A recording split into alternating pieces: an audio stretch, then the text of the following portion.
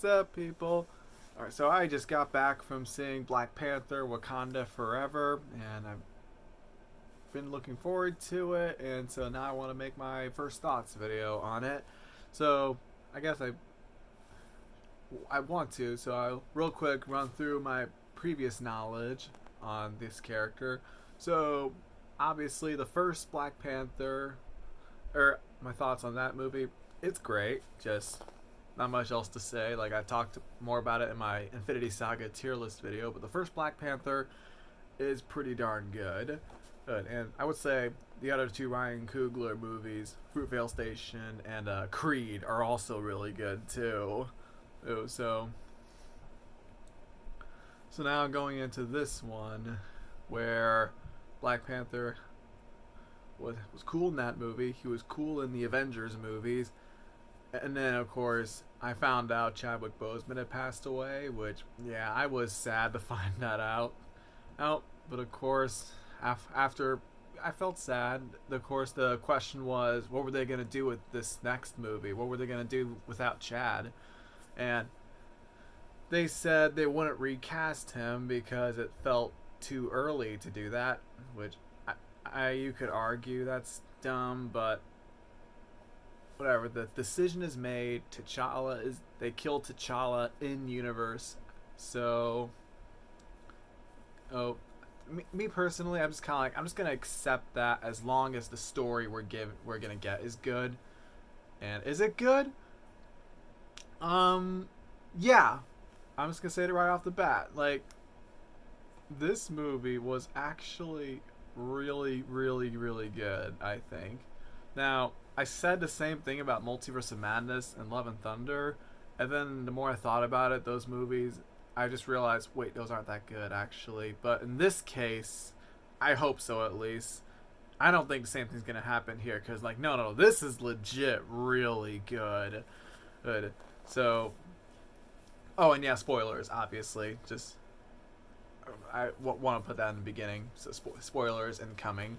So, to start off with the plot, you have, well, actually the movie straight up begins with T'Challa's funeral, all him dying off screen, and obviously I felt sad, and then after that they jump 1 year later, where you see T'Challa's mom, Ramonda, being now the Queen of Wakanda, and is like telling the United Nations that they're gonna, now that T'Challa is dead, he was like their protector for all the vibranium, and so now they're gonna show them, like, no, we're protecting the vibranium at all costs, and all that. And then you also have Shuri, who's obviously sad, and what else? Oh, she has that discussion with her mom about, I'm trying to remember. Just, there was that scene where she was talking to her. Ramonda was talking to Shuri about how she felt T'Challa around him, like, as if in the ancestral plane, and Shuri was saying she doesn't want to believe in that, which is kind of crazy. I mean, I'm remembering because she, like, prayed to Bast as well, that he could be alive in the beginning. And then you have Namor, who's this movie's villain, who's sort of, I take it he's like the Aquaman of Marvel, where he's a god under the sea, and he's like the king under there, and he has like these winged feet, or shoes, and he's threatening that to get all the vibranium he wants, like, to attack Wakanda, and I'm not gonna say Namor was one of my favorite villains, but I thought he was pretty cool. Well, and his fight scenes are pretty cool too. I love the way he's introduced too, where you see this helicopter flying away, and then it suddenly, like, flies around, and you see that he grabbed it from the back and is swinging it in circles. Like, that was a really sick intro for him. And then we have this new character, Riri Williams. I hope I'm saying that right. Or Ironheart, because I know she's getting her own Disney Plus series, but we have Ironheart, who is a scientist that figured out a way to detect vibranium, and Shuri and Okoye are going to her to protect her from Namor. Namor comes in and captures Shuri and Ironheart, and then Okoye reports back to Ramonda, and Ramonda is pretty ticked off. Like, yeah, she's lost her husband, she lost her son, and now she might lose her daughter. She's understandably upset and wants Okoye out of the picture, like, demoted her from General to Dora Milaje. Um, and then she goes to Nakia to go and find Shuri. And Shuri talks to Namor, and, like, he talks about his backstory, about how the sea people came to be, and that one guy in the flashback called him, like, the child with no heart. I think so. And Namor and Shuri are trying to talk, like, hey, let's not do war. Let's try and peacefully talk about this. Or at least Shuri is saying there should be a peaceful resolution. But then Nakia comes in and gets her out in Ironheart and kills two, technically, of the sea people. And again, Namor is understandably ticked about this, and so decides to go to war against Wakanda. So he attacks Wakanda, throwing water at them all over. And he kills Ramonda, which, real quick, I'm just going to say, I've heard people say that Angela Bassett was underused in the first Black Panther. I don't think I realized how true that was until I saw her in this movie. Like, no, she's a really good actress, and when I saw her die, and I was like, wow, I didn't even realize I was attached to her. Like, similar vibes with Aunt May and No Way Home. Like, I liked her fine before, but then she's dead, and it's like, oh, crap, I'm actually attached to this character. And she's dead. And so now Shuri's devastated, obviously, and she's also been developing, like, the heart-shaped herb. Like, Killmonger burned it in the first movie, all of them, and so Shuri's been trying to, like, recreate it with machines, and she's able to do it, and she goes to the ancestral plane and talks to Killmonger, which, that was a pleasant surprise, seeing Michael B. Jordan back. Like, I legit thought this would be the first Ryan Coogler movie without him, but I stand corrected. But anyway, Killmonger talks to Shuri about how he wants revenge on Namor for killing her mom. It's not too dissimilar to him. Like, he wanted vengeance, and T'Challa wanted vengeance too, back in Civil War when Zemo killed his dad.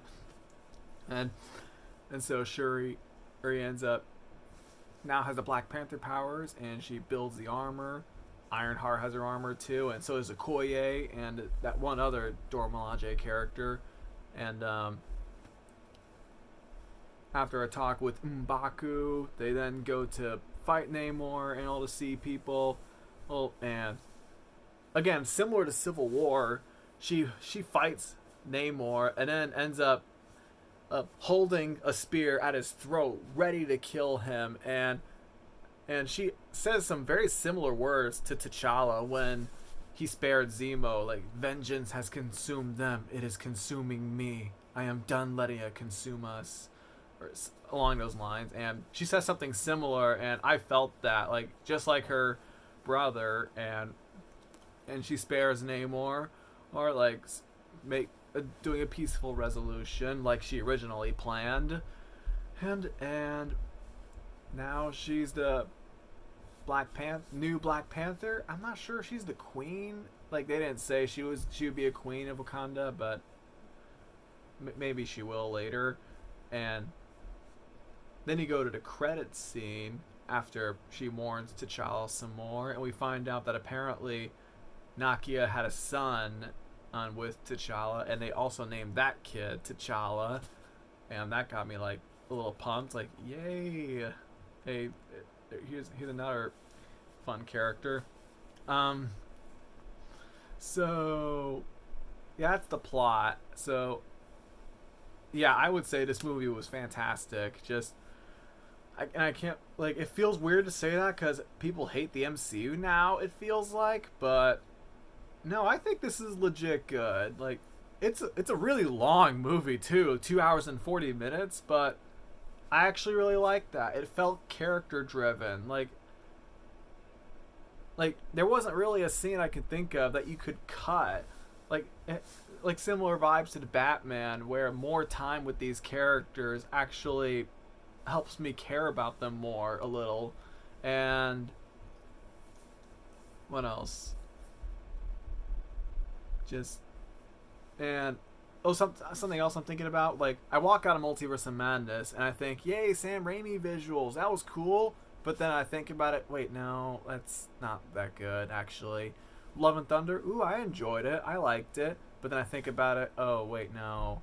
But in this case, it's like, no, the writing is really good. I'm invested in these characters, and I want to see what happens to them. And I was sad to see Ramonda die, and I was excited to see Shuri taking on the Black Panther mantle. Like this is a movie that like legit made me feel like ill, and I hate to say it, but it feels more like a movie than Multiverse of Madness and Love and Thunder, which is a little weird to say because I've been seeing people say Top Gun Maverick was that, but I would say the same feeling here. Just like I feel the emotions that director Ryan Coogler wanted me to feel, and just and also the music is really good too, and what else? Oh, another thing too.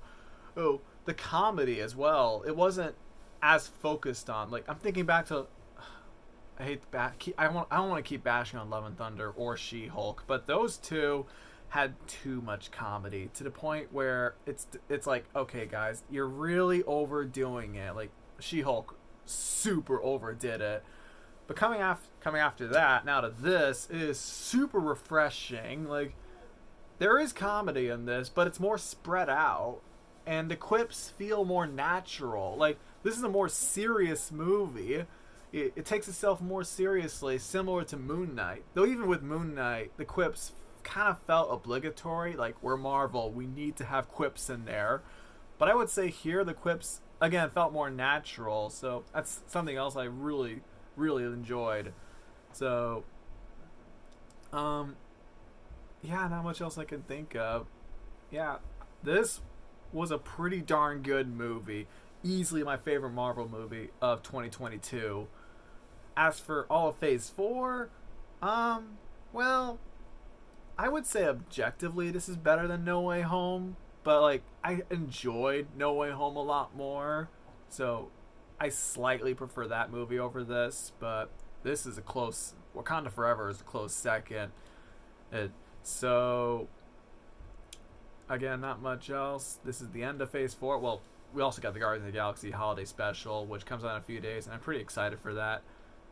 So, yeah, if people are afraid that Marvel is losing steam, rest assured, this movie is actually pretty solid, proving that Marvel, even if people hate them now, they still have some good in them. They still have some good writing to give us. So, I'm hopeful for where Marvel is going from here on out, even though it is definitely less optimistic than before, but I'm still optimistic. So that's about it. Peace.